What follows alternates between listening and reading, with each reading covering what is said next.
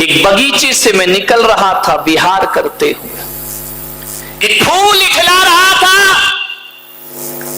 एक गुलाब का फूल अपनी डाल पर इठला रहा था। मैंने पूछा, ए फूल ज्यादा मत इठला, मुरझा जाना है। उस फूल से मैंने कहा, तेरे जीवन का सार क्या है? सुबह खिलता है, शाम बिखर जाता है, तेरे जीवन का सार क्या है? उस फूल ने कहा कि मुनिश्री, मेरे जीवन का सार इत्र है। मैंने कहा इत्र?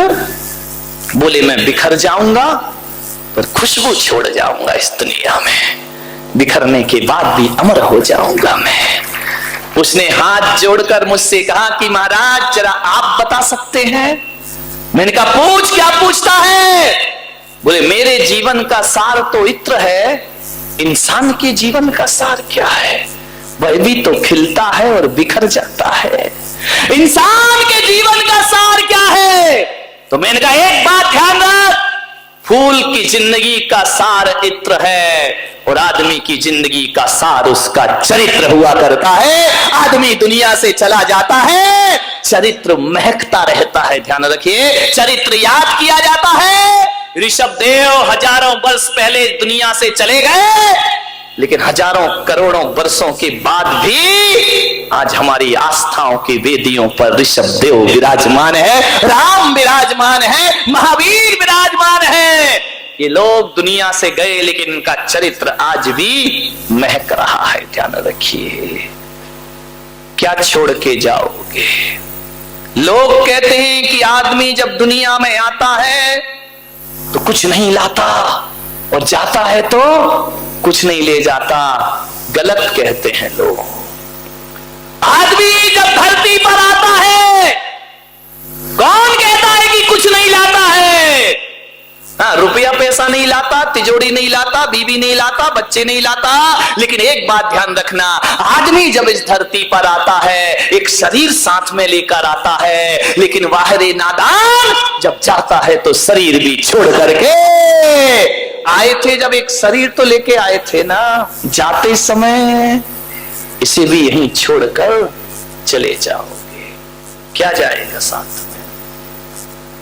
नेकी बदी ही साथ जाती है मेरे भाई, पुण्य और पाप ही साथ जाते हैं। आदमी तेरे सत्कर्म तेरे साथ जाते हैं, तेरे दुष्कर्म तेरे साथ। दुष्कर्मों की दुर्गंध फैलती है, दुष्चरित्र की दुर्गंध फैला करती है, उस सच्चरित्र की सुगंध फैला करती है। ध्यान रखिए, क्या देकर हमें जानना है, कैसे जीते हो 4 दिन की जिंदगी को, विचार करना है आपको, सोचना है, चिंतन करना है।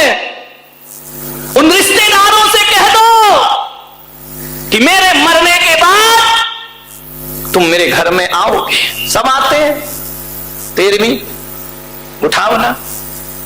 रिश्तेदारों से कहना कि मेरे मरने के बाद तुम मेरे घर में आओगे पर मैं नहीं मिलूंगा।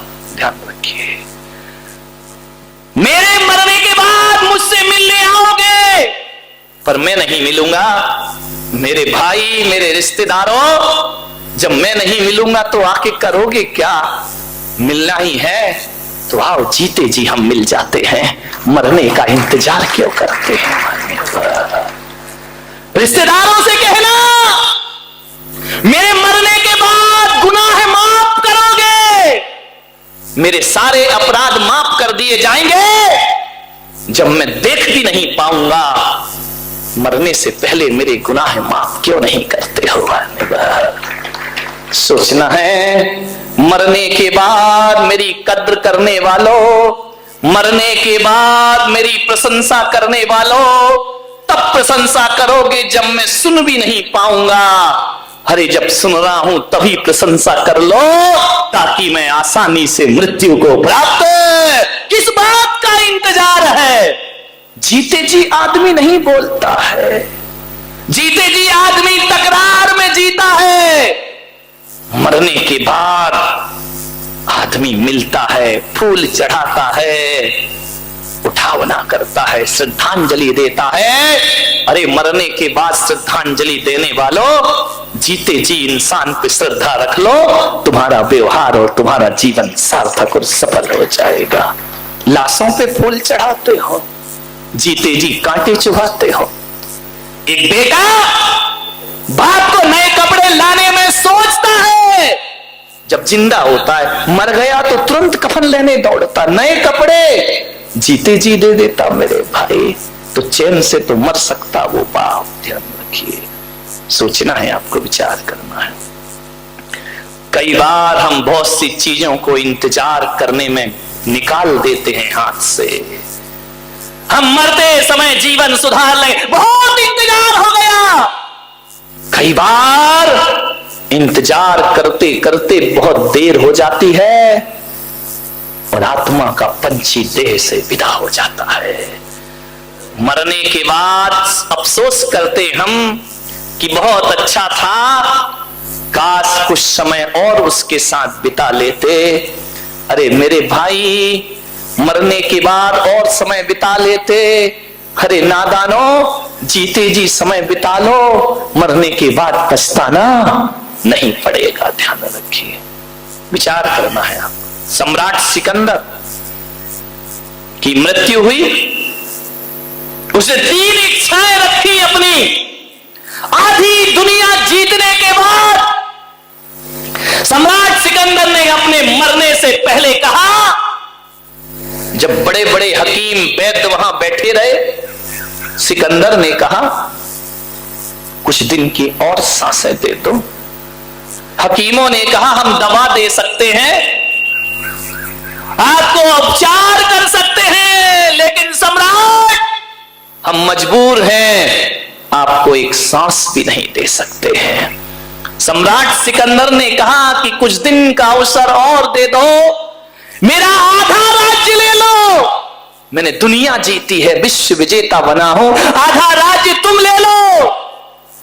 हकीमों ने सिर झुका लिए, ज्योतिषियों को बुलाया, मांत्रिकों को बुलाया, तांत्रिकों को बुलाया, थोड़ा जीवन दे दो। सबने सिर झुका लिए। सम्राट ने कहा मेरा पूरा राज्य ले लो, लेकिन मुझे जीवन दे दो। लोगों ने कहा नहीं दिया जा सकता। तो सम्राट सिकंदर ने कहा फिर मैंने किया ही क्या है?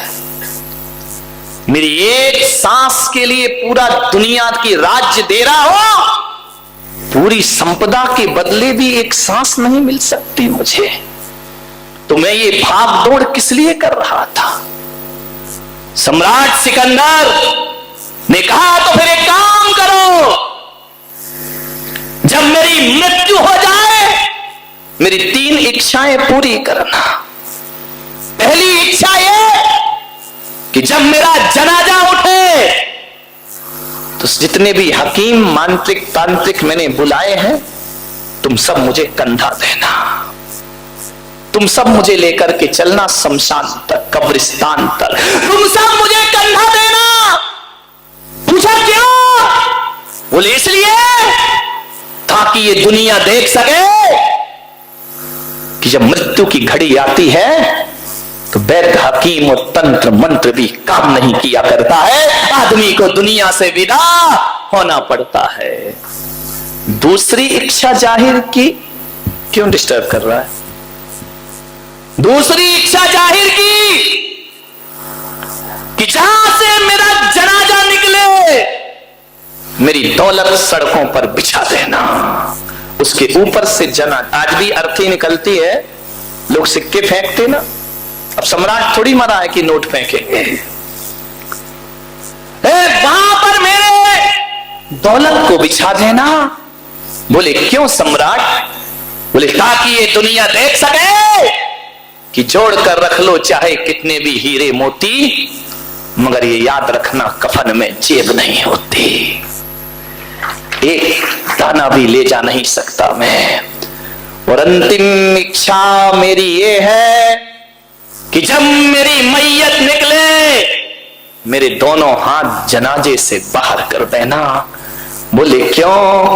ताकि दुनिया देखे कि ये वही सिकंदर है जो विश्व विजेता बनने का सपना देख रहा था, जिसने दुनिया की दौलत बटोरी, लेकिन मुट्ठी बांध के आने वाला हाथ फैलाए दुनिया से चला जाता है। ध्यान रखिए।